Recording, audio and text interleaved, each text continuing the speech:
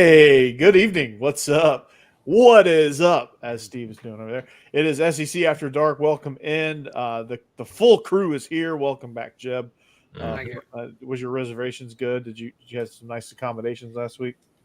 We had some fun. It was a good time. We had some fun. There you have it, folks. They had some fun. Joining me on this awesome edition of the SEC After Dark. Just a second, Corey. Just a second. In the first edition of the injury availability report this week, Lane Kiffin and the Ole Miss Rebels is virtually faking injuries. Oh, there you go. Can't do it on the court anymore? I mean, do it in the list. 26 players, including a player that Arkansas didn't touch. Hell yeah. Lane is playing games with Kirby. I'm here for it. All right. Joining me is Steven Willis, Jeb Beecham, Jake Thomas, Hammer and the Boss Man. What's up, fellas? What's up? We are live on a Wednesday night. This is the best night of the week. If you're missing out, you are truly missing out. This episode is brought to you by betonline.ag, your number one source for all your sports wagering needs. If you want to bet it, betonline.ag has it. With all the best odds, biggest promos, and live in-game betting with all your favorite teams. This season, every game matters. BetOnline has every stat, matchup breakdown, and live odds to bet on during the game. It's not just NFL. It's not just college football, but you can bet on the NBA. You can bet on the NHL. You can bet on golf. You can bet on tennis when they're playing. Do it. They got it all. So head to the website today and get in on the action with America's most trusted site for online wagering. BetOnline, the game starts here. And we need to talk about a little Stewart's Cajun Dill Pickles. It's time to get locked on pickles. Stewart's Cajun Pickles, that is. They offer a wide variety of Cajun spice products like pickles, green beans, okra, even carrots and asparagus. It's a family-owned company on the Gulf Coast of Mississippi. Stewart's Cajun Dill Pickles, they've been pleasing pickle lovers for over 20 years, and they've become the South's favorite pickle. These are truly the best pickles you will ever have. They have a strong dill flavor with a Cajun punch, no over sour taste. And this being a small business, they strive to keep the produce fresh and local from the start, keeping the final pickle product extra crispy and crunchy. You can find these pickle products online at thepickledstore.com or at your local Rouse's Market, or I think Corner Market in Hattiesburg, and even some Winn-Dixie's down there as well, or other local stores on the Gulf Coast near you. Be sure to like Stewart's Cajun Dill product on Facebook and Instagram. Try these pickles, okra or beans today. You will not be disappointed. Stewart's Cajun Dill Pickles, the South's favorite pickle. Hey, Steve, I noticed you have a nice little picture and hang it in the Louvre. You could also hang our standings in the Louvre. Look how tight this race is. Yeah, it's like the SEC, honestly. I'll be right back, boys. Okay. Me too. It says BRB. We need to get Jake one of those like Manning Cast BRB signs. He just sticks up in his frame there. It's just anyway, what's up, boys? These picks are tight, man. But hey, let's talk LSU Bama first. They got a tropical storm bearing down on them, right, Steve? Is that? Well, it looks like it's going to stall out in the Gulf and might be heading more towards Houston now than the state of Louisiana. But nobody's expecting it to be much of anything more than a thunderstorm whenever it gets on land. It's just a matter of how much rain it's going to drop. It could be a rainmaker. It's going to affect the Alabama LSU game. I think that's a 60% chance of precipitation in that game. And as we saw from LSU, they do have trouble stopping a running quarterback in a rainy game. Means that Jalen Milroe is probably going to run, and a rainy game means that Garrett Nussmeier is going to struggle to throw the ball. I think rain benefits Alabama. What do you think, guys? Well, first of all, you said rainmaker. I thought you were talking about Jeb on the basketball court, but yeah, I think if Bama has any smarts about them at all, they will. If they were thinking about any sort of quarterback run game, they might want to bust it out this game so that they can salvage their playoff hopes. I mean, Milroe is an absolute weapon. They have two really good running backs to go with him. Wish Jake was here to talk about this, but this game is going to be very, very interesting to see how, Kalen, this is the first time Kalen DeBoer's team has had to deal with these elements. Now, he's used to it in Washington because Washington's the most gloomy place in the world, but this team with him this is the first time they will have to deal All right, Corey. Corey's taking off again. Because Is this that wasn't just me. Huh. is this the air show here? Yeah. Back in the cockpit, Oh yeah, Top Gun style. hell yeah. This is the Blue Angels of all SEC podcasts, by the way. Blue Angel Brady bunch. Yeah. Hopping his F-18. Yeah, I just did a really cool trick. Did y'all hear any of what I just said? Yeah, it it was just just cut right out at the the end. Yeah, I heard takeoff. Oh yeah, lift off, folks. We've reached our cruising altitude, so Yeah. This is your captain speaking. We are flying at 10,000 feet now. We are reaching our cruising altitude. The weather's quite nice. It's going to be partly cloudy, high of 72 degrees. Excuse me, pilot. When are we going to land? I can't say. Why not? You can tell me. I'm a doctor. Oh Lord. I do like the beginning. we got to get this man to a hospital. We got to get this man to a hospital. What is it? It's a building with beds, but that's not important right now. don't call me Shirley. I am serious. Surely you're joking. I am serious. But don't call me Shirley. Well, that chance of rain basically throws out everything that I said on Biscuits and SEC Live. So maybe I should have checked the weather. But I am interested in this game. It's going to be a lot of fun either way. I still think, though, Alabama's kind of had so-so running game all year. They've come alive, and depending on the game. A couple games they've had some success on the ground, but other games they really haven't. So I expect LSU to really try to take away the run and can obviously key in even more on the run if there's rain involved. And it depends on how hard the rain is, right? Like, is it a drizzle? Are we getting some steady rain? What does that look like? Because otherwise, if it's light, maybe Garrett Nussmeier still has a chance to throw the ball.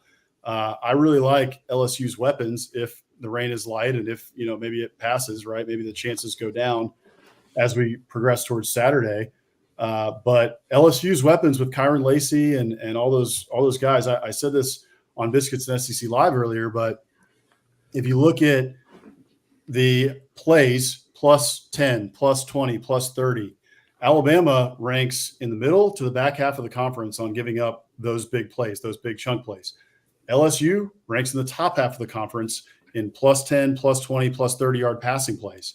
So if Garrett Nussmeier in this offense is able to throw the ball, I think LSU has a really good shot, especially at night in Death Valley. Yeah, with the rain happening, if the rain comes in, I think it's advantage Alabama. If it's dry, I think it's advantage LSU. Yes, at that point. Mm-hmm. But if it's a soggy field is advantage offense in all things. And Ryan Williams, who's only 17 years old, in case anybody is unaware. Yeah, he couldn't vote.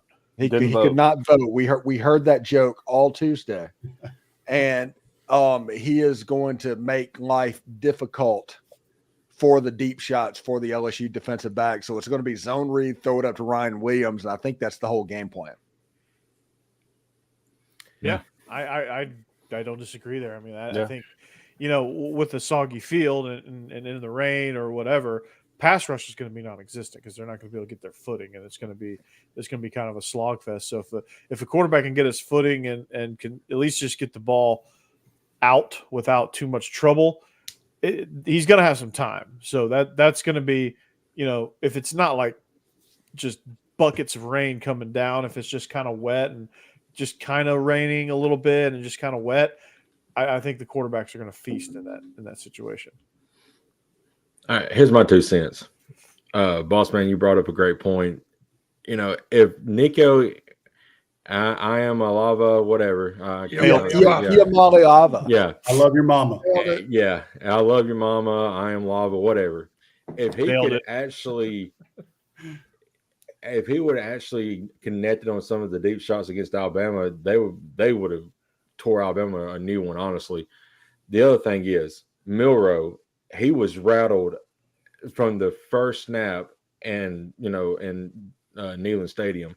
He's definitely going to be rattled at Death Valley, especially at night. And if it's raining, it's just going to be that much worse. So he's going to have to calm down, get his sense about him, and make plays for Alabama if we got a chance here. And I just don't know, because like you also alluded to, Alabama has weapons at running back. They just don't use them. We talked about, Auburn not using Jacquez Hunter. We don't use our two or really three good backs. I don't know why, but there's like, well, they shut out against Missouri. Missouri is just garbage on defensively. I think it was more telling about how terrible Missouri is and has been than it was about Alabama, a couple weeks ago. So it's funny to hear Jake as the long-suffering Alabama fan. Well, I'm a real fan. Yeah, I'm a real fan. And we lost Jeb. And Jeb's like, okay. Yeah. I was propping Tennessee up and Nico, and if he could just hit some of those deep passes, he would. He got too excited and just he did just click get out. Yeah. So, I mean, what I'm interested to see, and y'all brought it up, right? Both these teams coming off of a bye week, and the last time we saw specifically LSU, they got torched by A&M on the ground with the quarterback in particular. So Kalen DeBoer and Alabama have to have that in their game plan, right? They're gonna have to be trying to use Milroe's legs, and then on the flip side with LSU, they've had a couple weeks to prepare now. Can they they're going to be prepared? To me, it's less of how prepared they are to stop that and just how capable are they? Do they have the personnel to tackle in space when Milroe gets to the outside? Because they didn't against A&M. I mean, we talked about it, right? Like, I get that they didn't prepare for Marcel Reed, but the zone read is not a new concept, right? And they still didn't know how to stop it. So, maybe it's more of a personnel thing where they don't have the guys that can tackle in space, and if Alabama can take advantage of that, then LSU could be in trouble, because I don't think LSU is going to run the ball well. So it's going to be on Nussmeier as usual, right? And so if he's throwing the ball 40, 50 times a game, that just gets tough. That's a very tough way to win if unless you're Mike Leach or somebody, right? It is, but Nussmeier can make those deep shots and connect them. He's not going to miss accurate wise on a lot of those. I mean, he's going to be perfectly thrown balls. So Alabama's got to be ready in the secondary, especially if they can pass the ball. If it's pouring buckets, it's going to be terrible. And another thing is, if it is going to be raining a lot, look for turnovers, because that ball is going to be slippery and it could be a turnover fest for sure. Or if they do get a rush home, or if a defensive lineman is able to reach out and poke the ball out, I mean, it'll be a lot easier for them to do so. And Jeb got scared again, I guess. Did he ever back? Yeah, Jeb got a blue screen of death. So no. Oh, blue screen of death. That's good. Oh, rip. He's gonna pop out. He's gonna pop up at a Best Buy. He's gonna be like, all right, guys, I'm back. Using that Wi-Fi for about 20 minutes. The associate at Best Buy is gonna be like, he's gonna hate him. Mm-hmm. So yeah, I mean, I think this is tailor made for for 2 or 3 turnovers a piece, and special teams is going to be truly special here as well with the especially long field goals. Like if a team goes for like a 40-yarder or something. Whoever turns the ball over in this game, it needs to not be a disaster turnover. It doesn't need to be a pick six. And I will say real quick, speaking of special teams, Alabama's punt return specialist Cole Adams is out for the year, so that hurts, because now I think the next guy behind him is a freshman in Bakwe. So let's see, LSU. You're on mute, boss man. I was just going to say quickly that you don't want. If you can read lips, he just made a hell of a point. I did. Yeah, I'm going to clip that for our social media. That was good stuff right there. Best point I've made all season. But just quickly on that you don't want a freshman in that spot. No. Valley at night. That's tough. That has muff punt written all over it. Absolutely. It's scary. Yeah. And in the worst possible time. Although I think Alabama has lost in Tiger Stadium since 1965 or something like that, only 6 times. Yeah. Alabama wins that game more times than not. So I'm going to think that Alabama is going to win that game until they don't. Yeah, exactly. I mean, I just, I'm still a believer in Alabama in this scenario and in this rivalry for whatever reason. I know, Jake, they haven't really given any of us a ton of reason to be super, I guess to be super confident. But in the off chance that they do figure out that Jalen Milroe is an absolute beast in the running game again, this could be dangerous. Yeah, absolutely. And it just depends on what Alabama team shows up. If it's the fired up team that knows that they win out, they are in the college football playoff, then you'll see that Alabama team come out and show up and win the game. If they're still kind of playing like they have been the last couple of weeks, it's going to be a dogfight, and LSU may come out on top. Yeah, and the loser of that game out of the playoffs. Season's done. Out. Yep. Boom. Get out. Both teams are going to be fighting hard. Get out! Get out of here! Get down. Get in the chopper. Who is your dad and what does he do? Who is your daddy and what does he do? Get down now. Reminds me when we worked at Rivals, we're sitting there and Jason Ogg, who was the producer for Rivals Radio back in the background. Jason Ogg, yes. He was the original what SEC After Dark was. I think it was around the SEC back when we first started doing it. The original 3 host was me, Ogg, and Corey. Yeah, that's right. But Ogg would just be over there and Bill King would be like, listen here, Louisville Cardinal fans, all of that. And then in the back there, and all of a sudden you would just hear Jason Ogg go, who is your daddy and what does he do? He would just randomly break out in all these impressions. Yeah. And every once, and you wouldn't hear Bill King all the time because every once he would have Bill King in his headphones, but every once in a while he would just take his headphones off and put Bill King through the speakers. And so you would hear Bill King like, Oklahoma, Tennessee, just, doing their Bob Stoops. Hello, video Cardinal fans. And then he would put him back in the headphones, and you hear all go, get in the chopper. Yeah. It's not the tuba. And then you hear Chris Childers go, call Mad Dog and tell him to fire you. That was our daily life. Yeah, that was what it was like working at Rivals. That was our daily life in the Rivals video room because the pit was in entirely different countries. But I felt like. So the next topic, Jeb, Hammer, Bossman. I think we just need to get off and just let Steve and Corey just do all the talking here. I'm interested to see what y'all have to say because I've been flip flopping on this game, so I need some intel. Yeah, I'm gonna put my Jake sign up. I'll be right back, and I'll be back in 10 minutes. Well, Ole Miss has the advantage because Miami women's basketball has started their season, so Carson Beck is probably in his feelings right now. So. That went through 3 interceptions last Saturday. No, that's just because he sucks. All Georgia fans, that are interested in this game know this: 80% chance of rain for Saturday. Hell yeah. It's going to rain all day. That's advantage Ole Miss and advantage Jackson Dart. The last time he played in a monsoon, he went 30 for 40 in that game for 320 yards. Good God. So he can handle a wet football no matter how it goes. And the turnover machine that is Carson Beck right now, I don't think Vegas is very excited about that. Here's the other thing. He's like Oprah when it comes to interception. He's like, you get an interception, you get an interception, you get an interception. Mm-hmm. Georgia's a 2.5-point favorite in this game. And everybody's like, okay, that makes sense. Georgia's number 3 in the country, all of that. Yep. But take into account that the line has not moved one single half point since Sunday whenever it dropped, and 90% of the bets are on the Georgia Bulldogs. They are not moving that line, even though they are taking Georgia bets over and over and over again. Vegas knows something. I don't know what they owe, but they know something. They do know something. They know that Carson Beck is a turnover machine. They know that that ETN, I about called him Travis. They know that ETN is out and banged up, and it's going to be either limited if he does play, probably out. They know that these receivers they're not really a threat.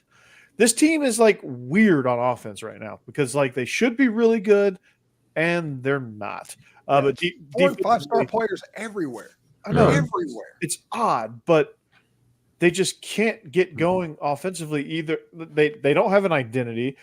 Carson Beck is a turnover machine, and Mike Bobo doesn't know what to do with any of it, and he doesn't know how to function without Brock Bowers.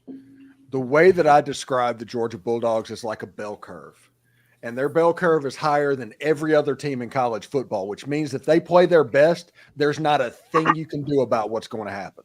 Exactly. But the problem is they are making mistakes that bring that bell curves. They're playing down here to where other teams are in that realm. Now, Ole Miss is still going to have to play very, very well Saturday. Do not get me wrong whenever I say that.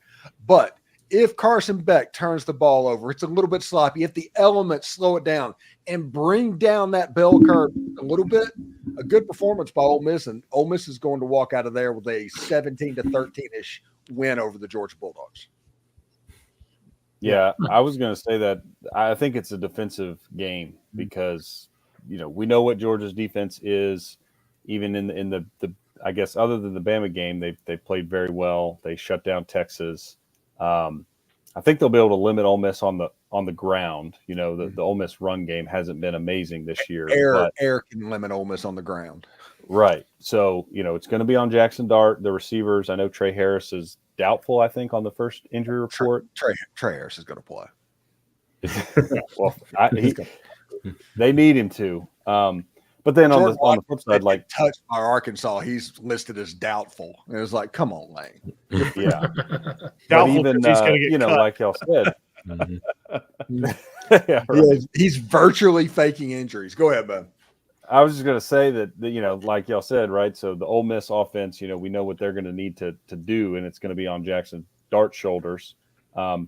But Georgia, I mean, I don't even really, like you said, Corey, they don't have an identity. I don't know what they're going to try to do in this game. And Ole Miss has a very, very good defense. So I think this will be pretty low scoring. I don't know what the over and under, the total is on this game, but take the under on this if the weather sucks. Especially if it's raining, exactly. Yeah, it's 54.5 is the over under, I believe. And I don't think they're getting there. Of course, I didn't think that Ole Miss was going to get there last week, and Ole Miss hit the over by themselves. Yeah. Crazy. That's true. Well, that game's drunk. Anything could have happened in that game. Yeah. Somebody said, where was the weird thing that happened there? It's like, you don't understand what weird about the Ole Miss-Arkansas game is. The weird thing is Ole Miss set every record known to man, including the Ole Miss quarterback Cy Young unbreakable record, which fell in the third quarter of the game. Mm-hmm. That was the weird thing that happened in the Ole Miss-Arkansas game. Yeah, it doesn't have to be close to be weird. It just has to be weird. Right, and it was. Yeah. But it's absolutely nuts. I do like what Ole Miss has in this game and where they sit. I think that Ole Miss is going to be getting close to 70,000 in that stadium. The rain may keep some people from getting in there, but it'll be the first football game over 70,000 in the state of Mississippi history. I wouldn't be surprised if our RVs are on campus right now getting ready for Saturday's game. On campus yesterday, dude. Georgia. Yeah. I don't know if you guys know much about Georgia fans, but they travel. Oh, I am very well. The Georgia game, whenever Georgia played Ole Miss in Oxford, me and my dad would go see that game. That was our road trip game every single year that they went to Oxford. So I was there in '89 when Reed Hines caught the touchdown pass that beat Georgia 17-13. I was there in '93 when Cassius B. Ware had 4 sacks and nearly destroyed Eric Zier in a touchdown. Almost won that game as well. There's a lot of good memories I had watching Ole Miss play Georgia. My best memory is my freshman year watching Eli Manning get destroyed in Athens, and Boss Bailey jumped from behind the line of scrimmage, didn't launch off of offensive lineman, just jumped and blocked an extra point. You know how hard that is to block an extra point like that? Much less a field goal. Like, so you can, like, if it's a low trajectory, long field goal, you can like jump up if you have like a 45-inch vertical like Boss Bailey did. But he just swallowed. It just looked like he just kept going, and he just Michael Jordan in Space Jam. Yeah, and the ball hit him like on the bicep. Like, he didn't just tip it. Ball freaking hit him in the bicep on an extra point, guys. Like, you know how these kickers that ball gets up immediately. That was impressive. But as far as this game goes, I just, Georgia has a chance to really just say, you know what, we've been playing like a freaking roller coaster all year long. Let's just make a statement here before Tennessee rolls into town, and let's just get after it. And what Ole Miss that's the statement, by the way. I think against Tennessee, Georgia is going to 50 burger Tennessee. I hope you're right. But Sorry, Joe. here's the thing, Steve. Yeah, we'll see. Chip Towers pissed off Kirby in the press conference today, so you don't know. Chip Towers is a Georgia beat writer. Him and Kirby, let's just, to put it kindly, they hate each other. Well, what happened? Come on, we need some backstory. Give me some context. Well, the story's really not as exciting as the fact that he pissed him off. But he asked him about like how he chooses his visors, and Kirby's like, basically, like, "What the hell is that? What are you asking?" Oh, okay. So he's one of those beat writers. Okay. Yeah, and he's always so giddy about bringing up the arrest, which he's had plenty of opportunities to bring those up lately. But, yeah, they just hate each other. Well, Kirby said that Ole Miss was the best team in the SEC, and Ole Miss said that Lane Kiffin said that Georgia was the best team in the SEC. So it's a massive Lou Holtz love fest right now. I want to read those two. I want to read the text between those two, Lane, because those have got to be epic. I think they genuinely like each other. Oh yeah, you know. Yeah. They're like, and it's not like a fake like it's we used to do. The Hugh Freeze and Gus Malzahn are friends. It's like you see them talking. It's like, no, those two guys don't like each other. Yeah, they're not friends. They're just being not courteous. friends. They're just being courteous for the cameras. No, they will. I think they actually, like, if you read their text, it's like two best friends that you're not best friends unless you read their text, and it makes you think they hate each other. Like those type, like just talking mess all day. Oh yeah, talking trash about each other. Yeah. Oh yeah, and just quips, trolling each other, sending each other memes, making fun of each other. Like when he lost to Alabama, pick any time he lost to Alabama, Lane always brings out that GIF where it's Saban, and then it's like Saban is the dad, and he's holding the baby, and the baby Bjorn, and it's Kirby. Yeah. He sent it to him on Father's Day too. Happy Father's Day. Yeah. Yeah, like I think Georgia's got a couple of built-in advantages in this game. I think the rain plays in their favor. I know that Ole Miss has a better rushing offense, than Georgia does right now. But this is also, one of the best defenses that Ole Miss is going to play this year, and Georgia has a pretty solid rush defense. They only give up close to 100 yards a game, a little over 100 yards a game. So if this one turns into a mud fight, with it being rainy. I would say that's advantage Georgia. And Ole Miss's offensive line has had a little bit of trouble this year as well. Georgia's defensive line's been good, and Georgia's defensive front has been good. But I think this one, if the rain holds, if it's going to look like that, 80% chance of rain, I think that plays to Georgia's advantage here. I would disagree on that one. And that's just because I trust Jackson Dart a lot more than Carson Beck.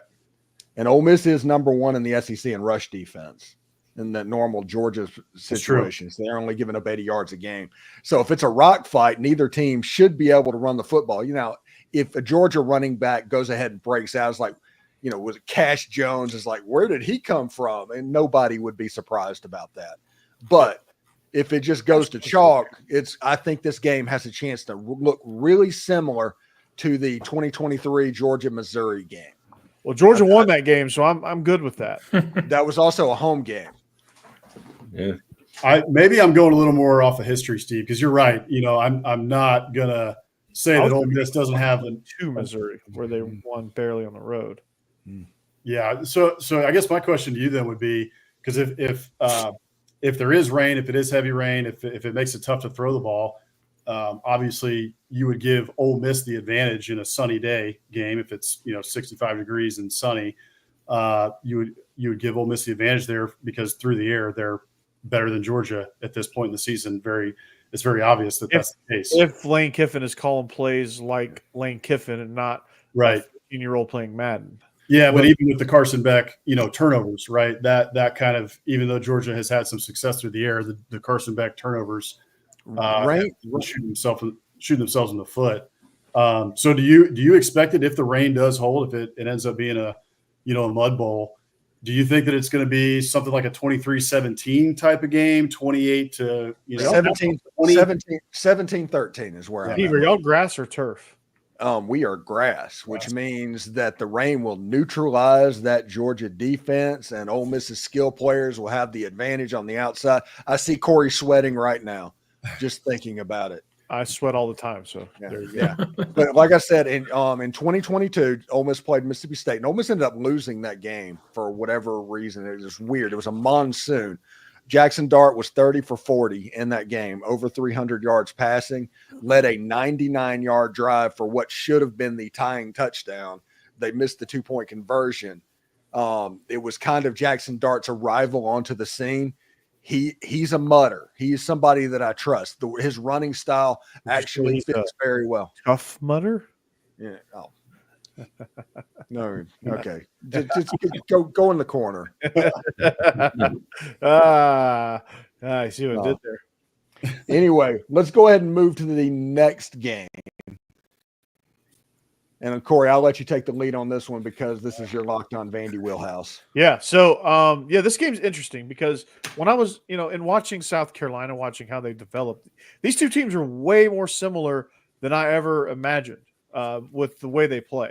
Now, if you look at Diego Pavia and Lenora Sellers, they're not physically the same, but they play the same. They're both elite runners. Sellers is like two Pavias. Yeah. So, Sellers is like if Sellers ate Pavia twice. Yeah. He's slightly bigger. But they play the same style. They're both elite runners, extremely athletic, extremely tough and competitive, developing as passers, although Sellers has more room to grow because he's just a freshman or redshirt freshman. Redshirt freshman. Yeah. And Pavia is obviously he's done after this year. So I think Sellers has a higher ceiling, obviously, because of where they are in age. But the defenses are very similar, although, South Carolina has two of the best edge guys in the entire country, two definite Sunday players, which Vandy's going to have to contend with there. And then, the offenses are similar styles, although South Carolina, I think, took a while to figure out what they wanted to do, and that's why they struggled. But now I think they're kind of figuring it out, which is dangerous because they've got some dudes. Rocket Sanders is a dude. So they're built very similarly in how they play and what they want to do identity-wise. It just took South Carolina a little bit longer to get there. But this game, I think Vandy still does have the advantage because I think with the option game, they have the ability to, even though you could say that those defensive ends can erase any mistake that they make in the option game, but they still have a chance to put those guys in conflict and make those guys wrong and kind of neutralize those guys with the run. But they're going to have to get creative, and I think they will. And I think it's a 15-year curse. They're due for a win. I think defensively, Clark Lee knows what they want to do, and he will shut that down. And he's been really good at being a defensive coordinator and understanding what you want to do to attack and neutralizing that and forcing teams to scramble to adjust. And teams haven't been able to handle that very well. Or 6 teams on the schedule hasn't been able to handle that very well. Yeah, it looks pretty good. Vandy playing slow. And I'm going to step in a couple of times. I'm the one that was all over South Carolina last week in here. Yes, you are. Yeah, Texas A&M. I was all over Vanderbilt last week as well because I did mention that the way that Vandy plays offense and the way that Hugh Freeze plays offense is not compatible. There's a chance for problems that happen there. Auburn was discombobulated all day, and they panicked. They always panic. Yep. This is going to be a weird stylistic football game because Carolina does like to occasionally go tempo. They have Loggins is the offensive coordinator who is from the Kendall Briles kind of tree, so a lot of that stuff is in there as well. You have a quarterback run game. You can't fall into the trap. South Carolina needs to come out and front run in this game because if you allow Vandy to control what's going on, Vandy will beat you by playing so slow that you get uncomfortable. That is the whole secret sauce behind Vanderbilt. People on the defensive side of the ball cannot stand for 30 seconds between snaps. They're just not programmed to do that anymore. And Vandy takes advantage while basically using their analysis and paralysis by analysis against them with all the eye-counting movements. Devastating patience. Yeah. And Vandy is very much what every offensive coordinator says they're going to be, but they never are. And Vandy actually does it. Tim Beck actually does it. Diego Pavia actually is patient, and that kills defenses. Defenses want to go. They're sitting there. They're amped up. They want to show their blitz, and they can't. They just can't hold it. And the next thing you know, it's, they struggle. Yeah. I love watching Vandy's offense just because it honestly looks like an offense in 2002 that you would have saw what they did. And they mixed in RPOs and things like that and modernized it. It's kind of like seeing, honestly, just stylistically, I'm not saying it's the same thing scheme-wise or anything like that, but like Wake Forest in the mid-2005, 2006 range under Jim Grobe. The same kind of vibe. Steve Lobotsky was the offensive coordinator there. He had a really good passing game. It was really effective for what he wanted to do out of multiple formations. Like the concepts weren't overbearing. They just gave you a bunch of different looks, and they would try to get the same picture from the different looks. And they did a really good job. That was Riley Skinner's heyday. Yes. I saw Riley Skinner. Little Steve Willis story time. There was a hurricane that went through. It was after Katrina. It was the hurricane after that. I think it was Rita or something like that. Went through Oxford that night that Ole Miss was playing Wake Forest. And there was a weather delay in the middle of the game. Well, Ole Miss and Ed Orgeron decided to have a 95-play full contact scrimmage during the break and play, to the point where assistant coaches were about to get into a fight. It was an absolute mess. Now, Wake Forest used the fact that Ole Miss was worn slap out to beat Ole Miss by throwing 4 passes that night, just completely dominating the game. But the moral of the story is, do not have a 100-play scrimmage on game day. That is the moral of the story.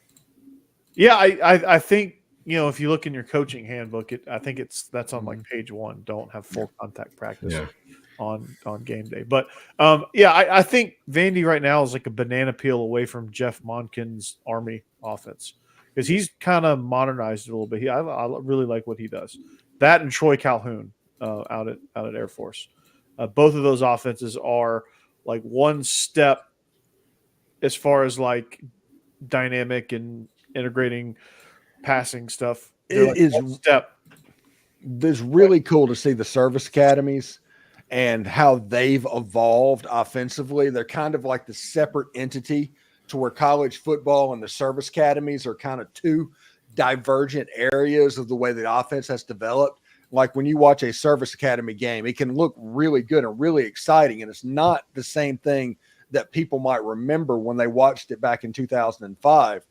But right now they're doing some pretty fantastic stuff through that flex bone that they're used to doing. Yeah. Now they've just backed the quarterback up, and then they moved some parts around, and they started adding more formations and things like that. Now the next step would be to start incorporating more diverse passing schemes in there as well. Well, the problem with that's going to always be the fact that finding passing quarterbacks to go to the service academies, that's a problem. That's the reason they run the flex bone. Yeah, they can't quite do what Vandy does because they don't have the quarterback to do it usually. But every once in a while, never thought I'd hear that statement. I know, that's odd, right? They can't quite do what Vandy does. Hobby effect. Yeah, so matter of fact too, right? That's just so odd. But you know what's not odd? Beating Auburn. Wait, never mind. Picks. Picks. The lines, of course, are presented by betonline.ag, your number one source for all your sports wagering needs. Betonline.ag. The game starts here. So the starting point for our pick segment, Steve, Texas is hosting Florida. Texas is 21.5-point favorites. Florida is on their third quarterback, Yale boy, as what's his name was saying, Jonathan Davis, Yale boy. Does Texas cover this? Yes, Texas does cover this, and it's because of Yale boy. If DJ Lagway was playing quarterback, I would probably think that Florida was going to cover the line if he was healthy. But Florida being predictable, even though they can run the ball a little bit, Texas has way too good athletes on the defensive side of the ball. Yeah. So you figure at best case scenario, Florida scores 10 points in this game. So the question becomes, honestly, can Texas score 32? And I just think they can. I think the defense is going to wear down by Florida, even though Florida's defense has been playing pretty well recently. But I just think that not having the quarterback and also the letdown after playing so well and coming up short against the Georgia Bulldogs, I think that on the road that's going to bite them. Yeah, I'm with you there. I just think Texas is just too much for them, simply put. And Florida was – I was going to pick this game even if Florida had DJ Lagway. I was still going to pick this just because of Texas, not necessarily because of Florida, but I think especially now that they're back, honestly. Yeah, they are back. So Sam Ehlinger is somewhere he just perked up. But give me the Longhorns. I'm definitely going to agree with y'all on this. I think Florida threw everything they had into that Georgia game, and it was a good effort, but they're not going to be able to do that again with Texas. And honestly, like you said, now they've lost all their key pieces, like the quarterback. I just don't think they're going to be able to keep up with Texas at all. It's not a statement saying that Texas is just that good. I think Florida's just got to run out. So I'm taking Texas to cover this. Yeah, we're taking Texas in the household here as well. If I'm with Steve though, if Lagway's playing, I probably would pick Florida just because I think he can keep it closer. But that third string guy just did not look good against Georgia, I didn't think. So I'm picking Texas here. Yeah, Becky is taking Florida because I'm wearing her down about being a closet Florida fan. That's just not good. Never pick Texas. That's just not good. We can't have her being any sort of Gator fan. Well, yeah, draw the line somewhere. She's just sitting there probably picturing Matthew McConaughey and cussing right now. That's what she's doing in this moment. Mm-hmm. She's saying, but I can't say what she's saying. Yeah, no, it's better not to. So Cass is picking Texas, right? Hammer? Mm-hmm. Yep. I'm riding with Becky. Okay. Kind of just a hope and a prayer. If Lagway is truly out and doesn't play, I think this is probably the wrong side. But as you can see in the standings, I am last, tied with Becky. So this is actually great because I could pick up a game on y'all, but not drop one to Becky. So Becky and I are riding with Florida. So go Gators. So you're right with Becky to the bottom, looks like. I'm already there. So that's what I mean. You need some advice of can only go up. Yeah. Do you need some advice of places to eat down there at the bottom? Yeah. Places to go and visit? I think they're eating dirt, Corey. That's what they're eating. That's what I'm going to take – I actually I changed it up. So as you guys were talking, I went back and looked at this. And I looked up DJ Lagway, says he's questionable. He says he practiced today. Could be smoke and mirrors from Billy Napier. Don't know whether that's true or not. Don't know how much to buy into that. You were going to say smoke and crack. No, that's in a different part of Florida. Very true. But if DJ Lagway does play, I almost think that we should be able to switch our pick before this game because if DJ Lagway plays, it's a completely different game. Texas has had trouble covering the spreads this year, and Quinn Ewers is turnover prone, and we just saw how Florida played Georgia last week, especially in the first half. So I don't think Florida wins this game, especially if DJ Lagway, even if DJ Lagway does play, if he's not at 100%. Then I don't think Florida has a chance to win this game. But I'll take them to cover the spread here. All right. All righty. Okay. All right. Georgia, 2.5-point favorites on the road at Ole Miss, and what's likely to be a rainy, muddy slop fest. Steve, you're picking Georgia, right? Yeah. No. Yeah. I think that every intangible that could possibly be had in a football game Ole Miss has in this game. Georgia just has the best team in all of college football that whenever they play at their best, there's just no dealing with them. When they're at their best, they have to help you for you to defeat them.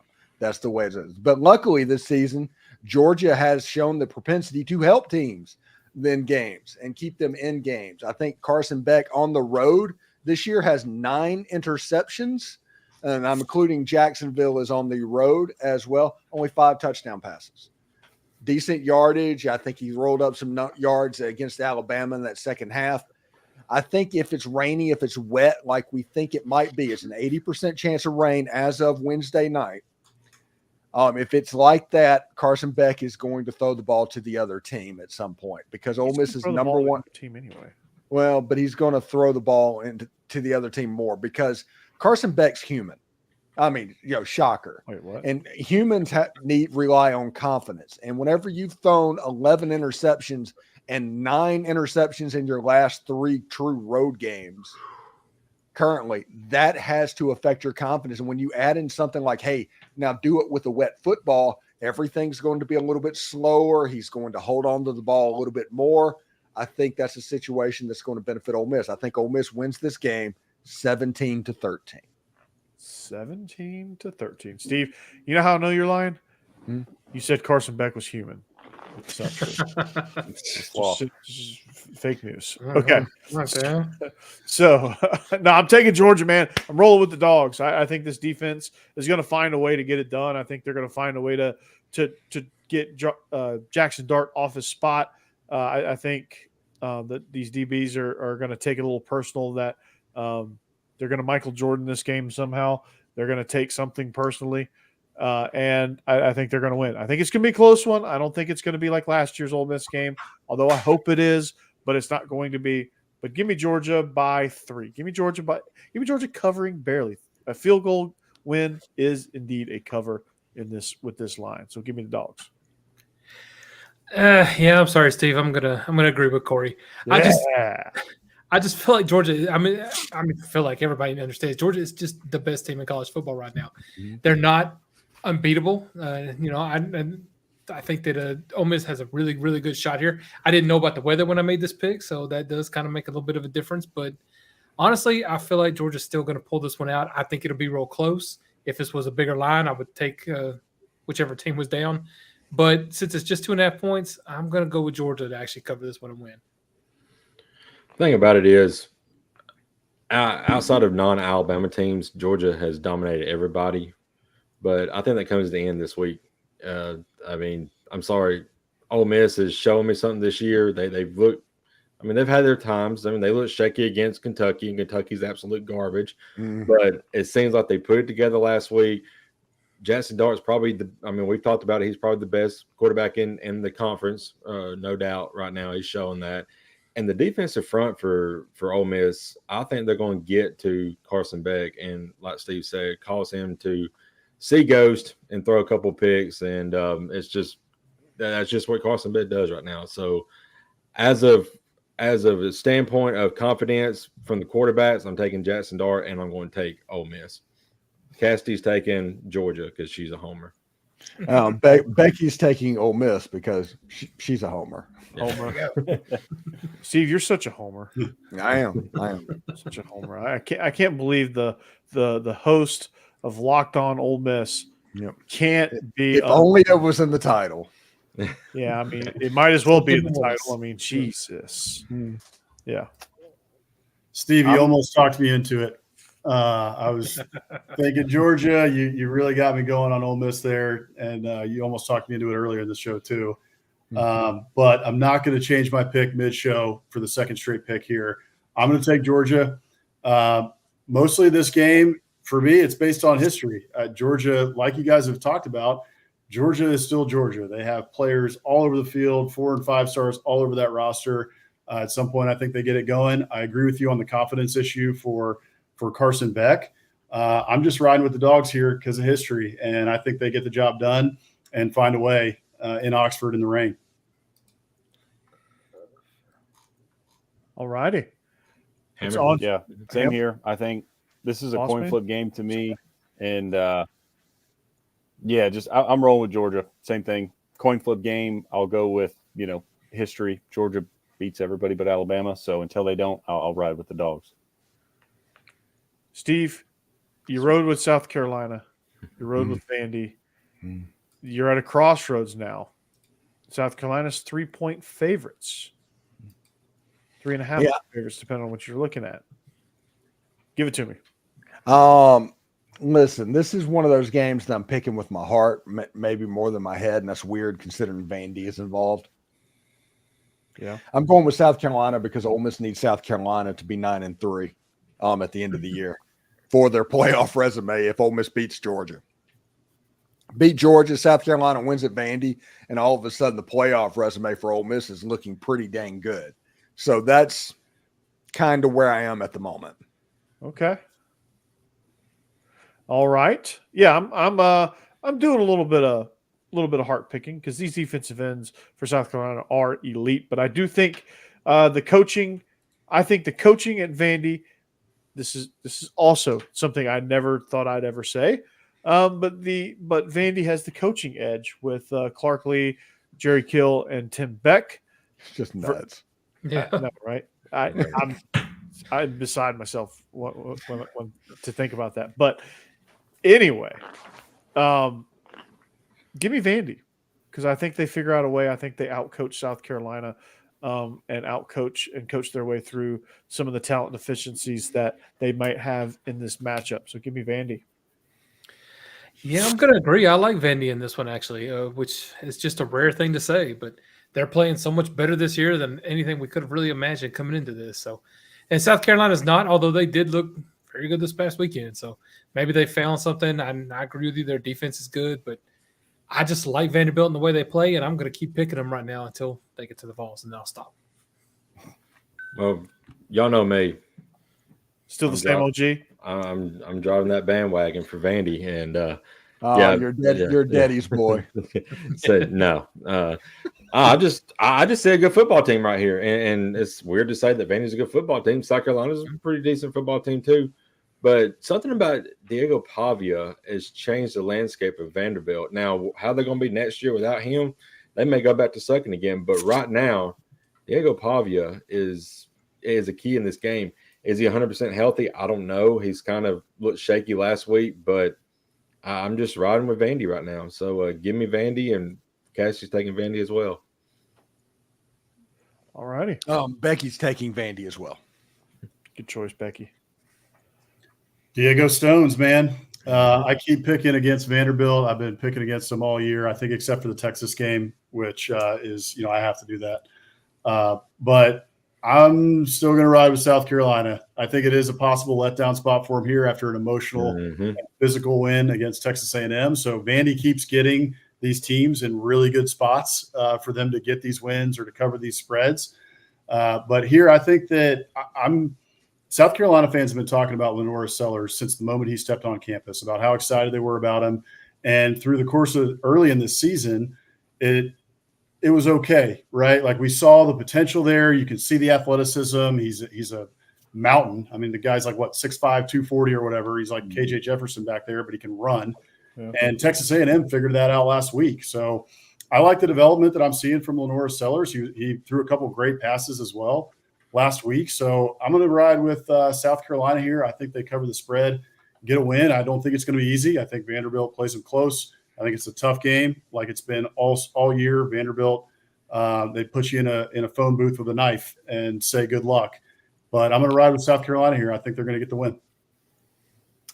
Yeah, I'm riding with the Gamecocks as well. Probably a little bit of recency bias, being an A&M fan, seeing what they did to my Aggies last week. But I like that South Carolina defensive front, and I think the way Rocket Sanders ran the ball, the way Lenore Sellers ran the ball last week, maybe South Carolina found something on offense. So I'll take the Gamecocks to win and cover.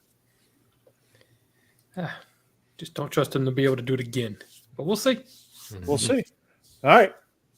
Mississippi State at Tennessee. Steve, are you riding with the Bulldogs?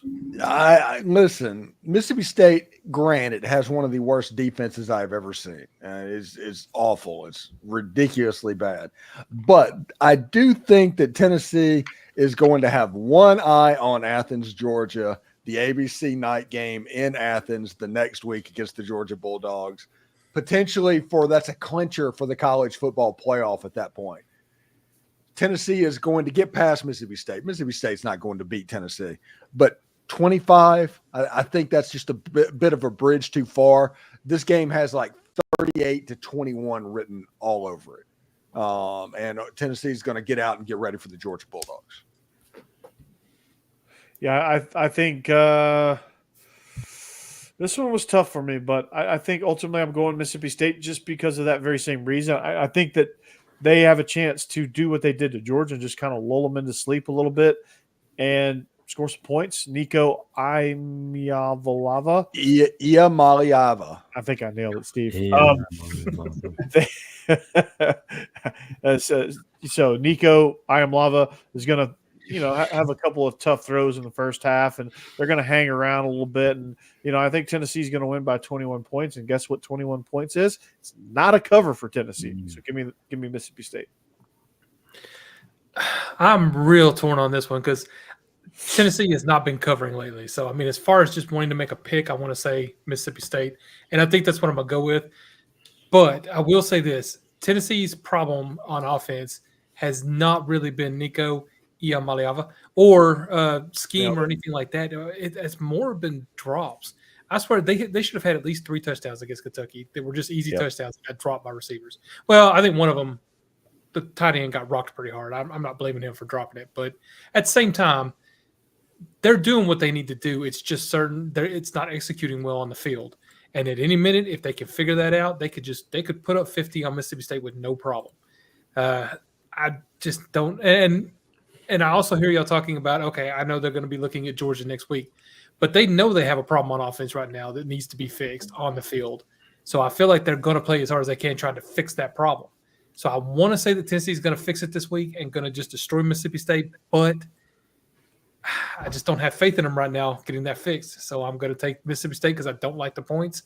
Tennessee will win. How good they'll look, we'll see. Yeah. And also the president, I think the president could have a little bit of a day because he hasn't had one the last couple of weeks. Yeah, Martin Van Buren is, again, it's just he has good policies on how he plays football. So, yeah, Jeb, you alluded to it. Outside of the second half against Alabama, Tennessee's offense has just been kind of like a roller coaster all season, and they just haven't put up points like I thought they would with Nico and the weapons they have. Now they are going to beat Mississippi State, but that 24-point spread, that's tough for them to do. And they just let Kentucky just stay in the game last week, and Kentucky's offense is absolute garbage. So, I'm going to have to pick Mississippi State here. Cassidy's actually rolling with the balls, though. Becky is taking Mississippi State because she likes the president as well. Yeah. I understand that. Van Buren's been playing pretty solid most of the season. We've talked about it a couple times on the show. I feel like Mississippi State has found a quarterback. My thing in this game, though, is, Jeb, you were talking about how you want it to come together for Tennessee, but it's been difficult for them all year on offense. They just can't seem to get clicking, And I said it last week. I picked Arkansas last week to cover against Ole Miss because of that very reason, that Ole Miss had, even though their offense statistically had looked great, they just weren't clicking on all cylinders. But I knew that they were due. At some point, they were going to get that game where they just, blew through and put up 50 burger on somebody. I didn't think it was going to be last week. Well, it happened to be last week. So I'm thinking the same thing for Tennessee. This is a really good game for them to get things together and that they can actually break through, get that offense clicking on all cylinders. Mississippi State has a terrible defense, as we all know, as we've all seen all season long. So I think Tennessee gets it together. I am not super confident that they can cover this 25-point spread, but I do think they get it done this weekend. And I think Nico has a big game, and I think their offense gets clicking. Too many points for me, so I'll ride with the rest of y'all. Give me Mississippi State. All righty. More picks for Mississippi State than I thought. All right, Bama LSU, Steve. Bama is 2.5-point favorites. We talked about it. So let's be quick on this since we discussed it in length. Give me your pick. Alabama is going to run the ball. LSU struggles against running quarterbacks. I think that's going to be a problem for the Bayou Bengals. Give me Alabama. Yeah, I'm going to take Alabama for all of those same reasons as I illustrated. Jalen Milroe, I think if they figure out how to run him, they'll be hell. Give me Bama. Yes, I have complete faith in Bama, and I'm not picking them just because it would help Tennessee in the playoff standings. Bama. Yeah, I'm picking LSU because after all what y'all just said, Alabama still cannot use their running backs to run the freaking ball. I don't know why. And I'm sorry. We went to Vandy with 40 Vandy fans and got beat. We went to Neyland Stadium, which is a whole lot tougher. Had 3 turnovers in the first half, couldn't capitalize on it. Then they rocked us in the second half. You really think we're going to be able to do something against LSU in Death Valley? Ain't happening. Go Tigers. I'm sorry. Until Alabama shows me something, this is the week. You better do it, Bama. Damn it. Becky is taking LSU as well. She's copying Jake, just probably not as angrily. Cassie's picking Alabama because she's a homer. Fair enough. I think it's going to be difficult, like you said, Jake, for Alabama to run the ball. I know what we saw against Texas A&M a couple of weeks ago with LSU, but I like Blake Baker as a defensive coordinator. From where LSU started this year to where he got them to this point in the year, take away that A&M game, I think that they're going to be watching a lot of tape. They understand that they've got to be able to stop running quarterbacks. If the rain is a factor, I think that they are going to load the box, make sure that Alabama cannot run the ball. And I also think that I just don't trust Jalen Milroe right now. I mean, we've seen him. He's got happy feet in the pocket. He's having accuracy issues down the field. So if it comes down to it, I trust Garrett Nussmeier and those LSU weapons on the outside more than I do Jalen Milroe and this Alabama offense. And especially in Death Valley at night, I'm going to ride with the Tigers. So go Tigers for this one. I will take Alabama. In this spot, honestly, I was thinking about it. Coming off a bye week, I think I trust Kalen DeBoer, although he's had a rocky start to his Bama tenure, more than I do Brian Kelly. I think he's going to have a good plan offensively. And, Steve, you said it, LSU struggles with running quarterbacks. So I like Alabama to get a close win here, although I hate picking against LSU in Tiger Stadium at night. But give me the Tide. Roll Tide. Roll Tide. All right, our last game is kind of a weird game. A game that we thought was going to be a monster game at the beginning of the season because of where Missouri sat and, you know, the credit we give and the respect we give to Oklahoma. This game has vastly changed in that regard. Oklahoma is 2.5-point dogs. Steve, are you buying them or are you buying Missouri? Well, this is a really Big 8 game with the winners going to get Jimmy Johnson and the Miami Hurricanes down in the Orange Bowl. Apparently, there's so much history in this football game. This is one of the games that I'm excited about because of Oklahoma and Missouri. This is like their 95th meeting. So these are two programs that know each other pretty well, even though they kind of diverged whenever Missouri left the Big 12. So I'm looking forward for what can happen. Now, Brady Cook doesn't look like he's going to play. If Drew Pine struts out on that football field, Oklahoma's going to win that game outright. Just period. So I give me the Sooners to win this game. I think that Brent Venables and the Oklahoma Sooners, they're kind of figuring some stuff out right now. All right, yeah, I'm starting to agree with you, Steve, on Oklahoma. I think they with Jackson Arnold and the change at coordinator, and I think I think the right choice, what should have been the right choice, because I think Jeff Lebby wanted to take Finley with him. If I remember correctly, and Oklahoma made him co-coordinator, and now they finally gave him the full coordinator spot, and the offense actually looks competent now that, and then they're starting to get some pieces back. I like this Oklahoma team in this matchup. I don't know that I like them in every matchup, but I do like them in this one. I do think they're going to give Missouri some fits, even with a really bad offensive line, but I think they've finally got an idea of what they want to do. So give me the Sooners. Listen, I'm going to say this right now. Alabama could beat LSU and then lose to Oklahoma. Oklahoma can beat this Alabama team. Absolutely. Mm-hmm. I don't know. I feel like Missouri's been a little bit of a disappointment this season, obviously, but I still think they're a better football team than Oklahoma. If it's in Missouri, damn, now I'm blanking on the name of that town. Columbia. Well, I was going to say there's two of them in the SEC, and I can't remember the name. That's terrible. Not very memorable. Yeah, right. In Columbia, Search I think Brady Cook will play. I do think there's a good chance he'll leave the game because that's what he seems to be doing a lot this season, is starting and then getting knocked out. But and I feel bad for the kid, but I don't know. Yeah, I mean he does. He keeps coming. You're back. never going to keep him down. I get knocked down. Did I get up again? You're never gonna keep me down. I get knocked down. up again? Tucked up at the side. Yes, I think. Chumbawamba. Yeah. I just think Missouri's a better team. I'm going with them at home if it's just as small of a spread. You know, this game to me is so gross. I struggled until we got in here and when Steve, was telling the injury report that Brady Cook isn't going to play. More than likely, I picked Oklahoma. If Brady Cook does play, then Missouri's going to win this game. But if he doesn't, Oklahoma can win this. It's going to be close, though. But give me Oklahoma. And I believe Casty is taking Missouri. So and Becky is taking Truman the Tiger and the Missouri Tigers as well. All right.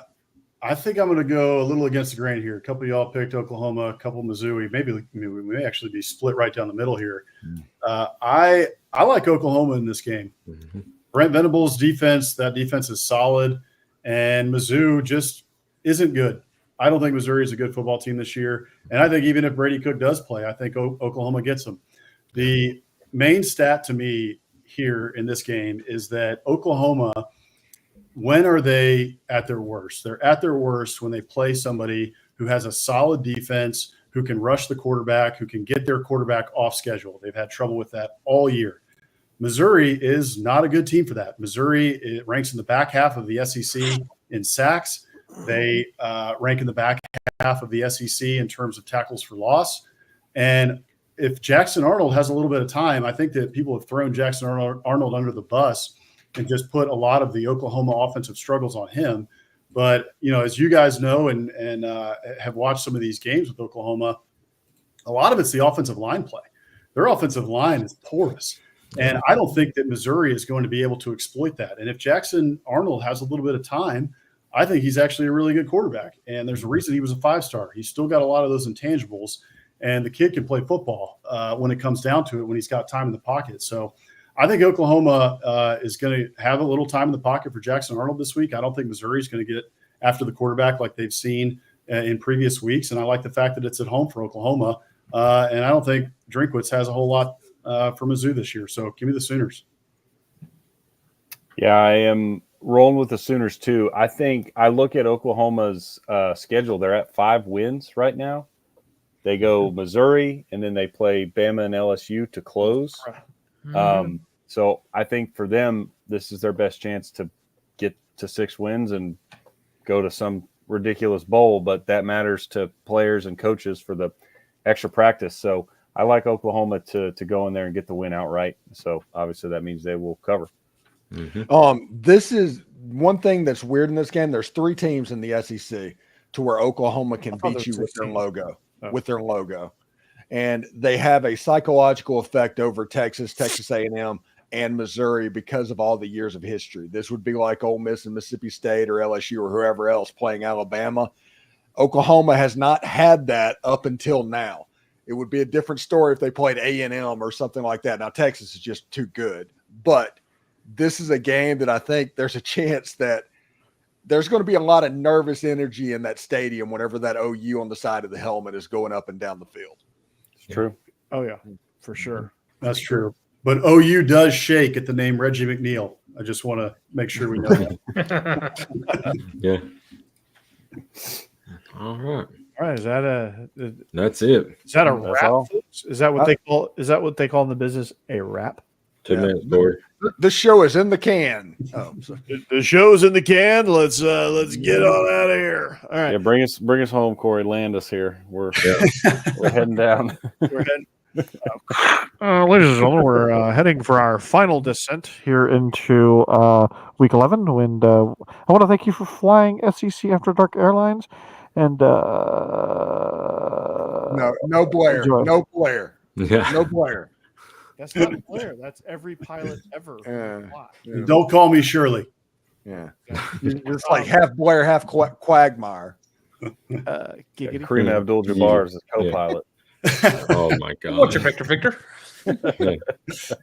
You try dragging Walton's ass down the court for 48 minutes. Don't let us down. We're all counting on you. Yeah. My dad says you're lazy. I'm sorry. I love that movie. I love that movie. Oh Lord. What a classic. And then you have Soul Plane, which is another classic. I mean, All right, wrap it up, Corey. I got to go. yeah, so do I. All right. So thanks for joining us here on SEC After Dark. We thank you. Steven Willis, the king of all of Ole Miss podcasts. I think he's up to 30 million subscribers now. So check him out. Jeb Beecham, he's finally at home. He's got Pee Wee Herman on the shelf over there. Mm-hmm. He's going to eventually do another podcast. We'll see. Jake Thomas, Tide Talk Live. Maybe Tide Talk After Dark. Yeah. All right. Or Just Roll Bama Talk, After Dark. Bama After Dark. Yeah. whatever you want to call it. Mhm. But Tide Talk Live could be on the move, maybe. Kalen DeBose After Dark. Yeah, there you go. And then Hammer and the Boss Man, Biscuits and SEC. Pressure Sky High After Dark. Biscuits and SEC. If you're missing out, you're truly missing out. They have a great show there. And together we join forces to bring you the greatest SEC show on the planet. It's like Voltron. Yep, exactly. Yep. Exactly. And with that, we are out. Go Dogs, anchor down. Hotty toddy. Go Hoosiers. Gig 'em. Go Vols. Roll Yeah. Tide. War Eagle. I don't know.